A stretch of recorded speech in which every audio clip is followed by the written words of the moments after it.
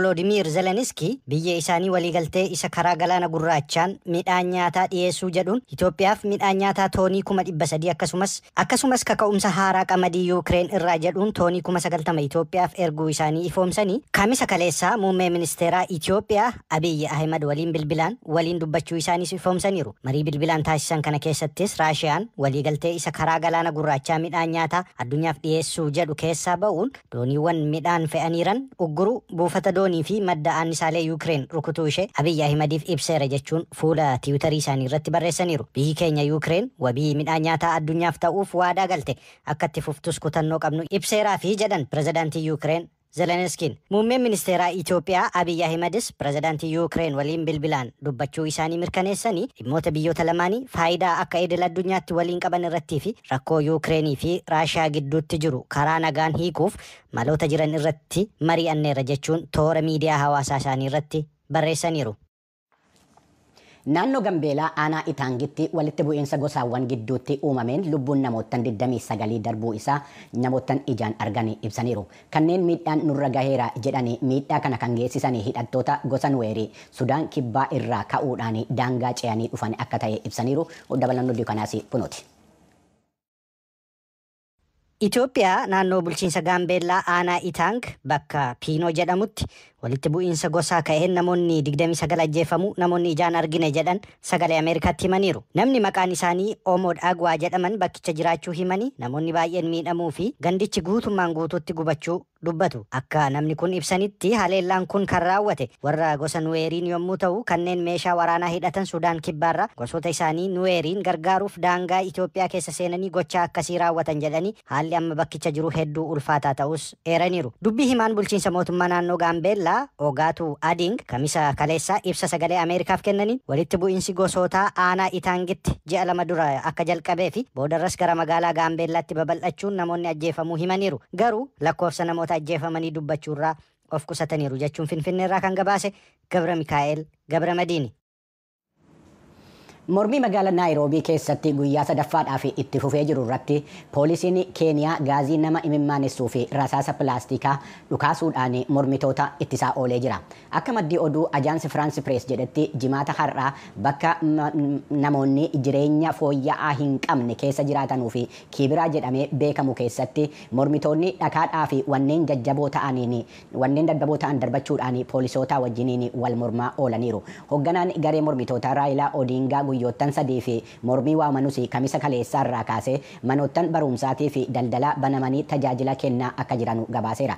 Gabaasameera ministeerri dhimma biyya keessaa kan Keeniyaa akka jedhanitti bakka adda addaatti saamicha yaraa argamaa jiruun kan hafe haalli tasgabbaa'ee jira jedhani jeequmsichi akka isa yaaddesse kan ibse dhaabbanni Commonwealth jedhamuu fi inni Keeniyaan miseensa itti taate tasgabbii uumuudhaaf gareewwan mormitootaatii fi mootummaa akka mariidhaaf ta'anu gaafachuun isaa beekamee jira. Yommuu gara oduu biraatti darbinu immoo dhoohinsa amma ammaatti maddi isaa hin beekamneen Afrikaa kibbaa magaalaa Johannesburg giddugala gabaa tokko keessatti raawwateen lubbuun nama tokko darbe namoonni hedduun immoo du'aniiru. Gabaasa kana mitikkuu tarkaa qaba. Roobii darbee magaalaa Johannesburg giddugala daldalaa keessatti dhohiinsa ta'een lubbuun nama tokko darbee hedduu madeesseera. Viidiyoon miidiyaalee hawaasaa irratti gadhiifame akka agarsiisutti yeroo dhohiinsi guddaan kun dhagahamutti namoonni baay'een daandiirra yommuu fiiganii fi humna dhohiinsichaan konkolaataawwan dhaabbataniiran yommuu gaggaragalan ni mul'ata. Maddii dhohiinsa kanaa ammayyuu ifatti hin beekamiin jiraatus aangawoonni ammas sodaa naannichatti dhohiinsi biraa jiraachuu malaan namoonni bakka sana akka hin deemne dhorkaniiru. Banni mootummoota gamtoomanii yaa'ii isa bara 2024 geggeessuudhaaf deemu irratti yaada haaraa gara nagaatti jedhu qabatee akka dhiyaatuu fi biyyoonni miseensota dhaabichaa ta'anii yaada isaanii ammaanuu akka irratti kennuu jalqabanu barreessaan muummee dhaabbatichaa Antooniyoo Guutereez gaafatanii jiru. Oduun kunis kunuuti. Hoogganaa olaanaan dhaabbata mootummoota gamtoomanii Antooniyoo Guutereez kamisa darbe kana ergaa uummata addunyaaf dabarsaniin yeroo waraana ololaa isa Kooldi Waar jedhamuun beekamu xumurameera. Amma immoo addunyaa gara dhiphinaa fi biyyoonni guddanne jedhan kan wal dorgoman haala teessuma lafaatiin kan dhufe waggoottan kurnan darban keessatti gara daandii biraattis ce'eeraa jedhan. Kaayyoo fi akeeka dhaabbata mootummoota gamtoomanii isa biyyoonni hundi waliin hojjechuu dhibee addunyaa waliin furuu jedhu daandii isaarraa maqaa jira jechuun gocha walqoodiinsa biyyoota gidduutti taasifamu balaaleffataniiru Guuteres. Addunyaan qormaata hedduu wal dhibdee wal xaxaa fi lubbuu namaa galaafatu. Dhimmi meeshaa waraanaa niwukileerii yaaddoo ta'ee deebi'ee mul'achaa jiraachuu biyyoota keessattii fi biyyoota gidduutti walqixxummaan dhabamu shororkeessummaa bal'aa jijjiirama haala qilleensaa mirgi namootaa akka addunyaatti balaa jala jiraachuu fi dhaabbilee mootummaarraa amantaan dhabamaa deemuun akkasumas mirga dubartootaa irratti dhiibbaan mirgaa hamaan jiraachuun yaaddoo amma addunyaan kun keessa jirtus jedhan Guuteres ibsa isaanii keessatti. Hoogganaan olaanaan dhaabbata mootummoota gamtoomanii kun akka jedhanitti onkoloolessa bara 2022 weerarri Raashiyaa Yuukireen irratti taasifte qormaata biyyoota addunyaa isa guddaa akka ta'ee fi qormaata kana furuufis hedduu rakkisaa ta'eera jedhanii gochichas qeeqaniiru. Biyyi kamiyyuu dirqama dhaabbata mootummoota gamtoomanii isa walabummaa fi abbaa biyyummaa uummataa ni kabaja jedhu hojiirra oolchee gara nagaa addunyaan barbaaduutti nu geessaa jedhan. Antooniyo Guuteres dippiloomaatota biyyoota dhaabbata mootummoota gamtoomaniif miseensa ta'an 193 waraqaa yaada haaraa nageenyaaf jedhu yeroo dhiyeessanitti dubbii kana kan dubbatan. Waraqaa dhiyeessan kanaanis kun yaada haaraa dhibee akka addunyaatti yeroo ammaa sodaa guddaa ta'eeruu fi dhaabbanni mootummoota gamtoomanii furmaata kan jedhudhas jedhan. Rakkoo amma biyyoonni akka addunyaatti keessa seennee jirruufis erga rakkicha keessatti liqinfamnee osoo hin taane yeroon tarkaanfii fudhachuu qabnu amma jechuun cimsanii dubbataniiru. Waraqaa amma mata duree ajandaa haaraa nagaa jedhu dhaabbanni mootummoota gamtoomanii dhiyeesse kanarratti biyyoonni hundi yaa'ii dhaabbatichaa ji'a fulbaanaa bara 2024 taa'amuun dura akka ilaalamaniif dhaamaniiru hoogganaan olaanaan dhaabbatichaa. Erga Guuteres waraqaa yaada haaraa fi furmaata haaraa jedhame kana dhiyeessaniin booda biyyoonni hedduun sagalee irratti kennaniiru. Biyyoonni gamtaa Awurooppaa gamanumaan ajandaa kana deeggaraniiru. Dhumarrattis wallisaan Ameerikaa beekamaan Toonii Beenet umrii isaa waggaa 96tti addunyaa kanarraa du'aan boqotee jira. Gabaasa isaas miti kun itti dhiyeessa. Weellisaa beekamaan Ameerikaa Toonii Beenet umurii isaa 96ffaatti du'aan addunyaa kanarraa godaaneera. Torbaan lama dura guyyaa dhaloota isaa kan kabajate weellisaa beekamaan kun magaalaa New York mana isaatti du'eera. Du'a isaaf akka sababaatti wanti taa'e jiraachuu baatus bara 2016 irraa kaasee dhukkuba Alzheimer's jedhamuun qabamee dhukkubsachaa tureera. Toonii Beenet seenaa muuziqaa Ameerikaa keessatti sadarkaa haaraa uumuun beekama. Toonii Beenet weellistoota bebbeekamoo kanneen akka Frank Sinaatraa fi Leedii Gaagaa faatiin kan faarfamedha. Taasifamu guyyaa borii as kutaa Meerilaandii keessatti jalqaba. Jala bultii kana feestivaalii kana ilaalchisee taateewwan taasifamaa jiran keessaa tokko guyyaa har'aa raawwatee jira. Waan har'a raawwate ilaalchisee waa'illi keenya Tigisti Gammee gabaasa kallattiidhaan nutti himtu qabdi. Maaltu ta'e Tigisti guyyaa har'aa? Galatoon Gafiqaaduu egaa akkuma jettee boruu qophiin Osfaanaa yookaan immoo bakka ispoortii fi aadaan Oromootti mul'atu torban turu as Meerilaandii keessatti naannoo Waashingtan DC'tti geggeeffama. Anan jiru Meerilaandii sababni asitti argameef immoo kaawuntiin Meerilaandii keessa jiru as Yuunaayitid Isteetsitti kaawuntiin Mangamarii jedhamu. Koonyaan Mangamarii torban dhufu kana boruu qabee amma adoolessa 29tti torban Oromoo yookaan immoo Oromoo wiik jechuudhaan har'a labseera.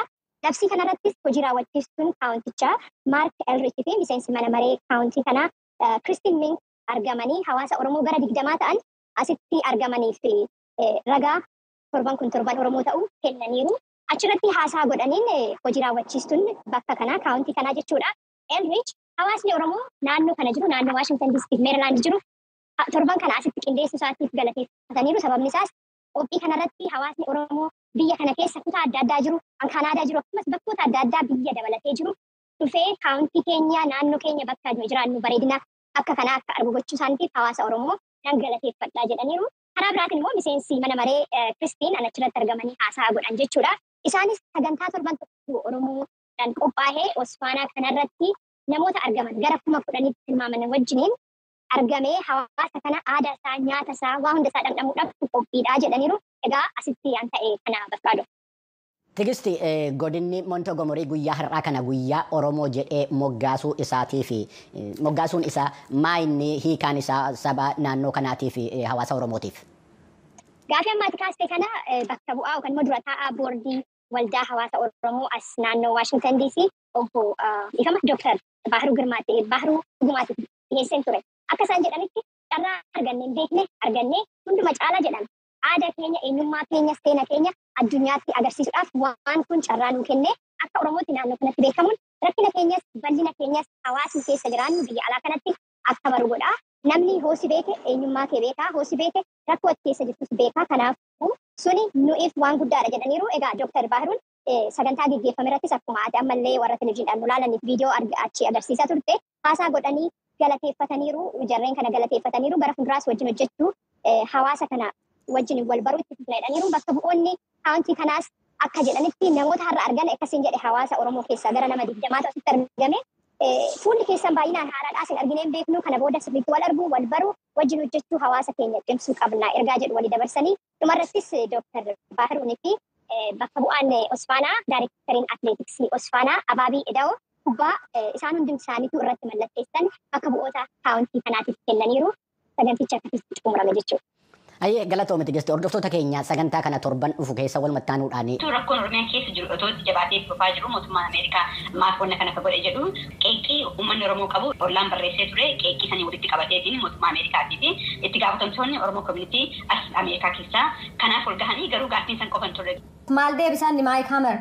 Inni tokko sababaan nu kaasee fi fakkeenyaaf IMF walitti qabatee ji'a lamaan dura ji'a sadiin dura European Unionii hariiroo Itoophiyaa wajjin qabnu normalize goonee jira jedhanii dubbatanii jiranii qophiin Itoophiyaa irra jiru akka Ameerikaan hin dubbanne akka Ameerikaa wata gagachuu hin dandeenye dhiibbaatti godhee jedhee karaa lammataatiin ammoo civil society'n rakkoo keessattuu noozon Itoophiyaa irra jiru mootummaa TPLF fi mootummaa federaalaa walitti qabatee akka ilaalanitti konfliktiin sun tasgabbaatee jira dhaabbatee jira. Kanaaf wanni qophiin sun irra bu'eef inni guddaan tokko waan san ta'eef sun ammoo yeroo kana keessatti waan dhaabbatee jiruuf waan tasgabbaatee jiruu fi mootummaa Ameerikaatiif haalli mijatee hariiroo adda addaa irratti Itoophiyaa engage gochuu akka dandeettu keessattuu karraa kaafame kuni Itoophiyaa abtoon ta'in keessattuu uummata Itoophiyaadhaaf bu'aa buusaa sababaan isaa akka Ameerikaan ittiin haasoftu marii adda addaa irratti waa Itoophiyaa akka dubbattu mootummaa Baayiden kana carraa kennaa fi soo kanarratti bal'isee dubbatee jedhe. Gura gargaarsaa sana oo Uggura gargaarsaa kun sanillee irraa kaasee dubbatee jira especially boy Hamarii sababaan uggura gargaarsaa irra ta'ee fi hatiinsa mootummaa fi mootummaan naannolee adda addaa keessa kan jiranii almost biliyoona lamatti kan dhiyaatu uummata beelaaf kenname irraa hatamee jedhe. Wanni guddaan ilaali qophiin kun irraa ka'ee fiyyuu akka marii akkana marii kanaa fi kan biroo irratti illee NGO akka IMF World Bank fi mootummoota akka European Union kanneen marii kanarra akka ta'uu fi akka mootummaa Ameerikaatiif hayyamu walummaan kun irraa ka'ee jedhee fi so qophii nama nyaatarra dhaabbate sunis wanna irra dalagamaa jiru jechuudha haala mijeessuudhaa fi akka saffisaan deebi'ee jedhu garuu kan walumatti hidhatu hundi jechuu barbaadeetiin. Qabxii ibsi keessan lafa kaa'e kan biraan mariin nageenyaa mootummaa fi waboo gidduu jiru.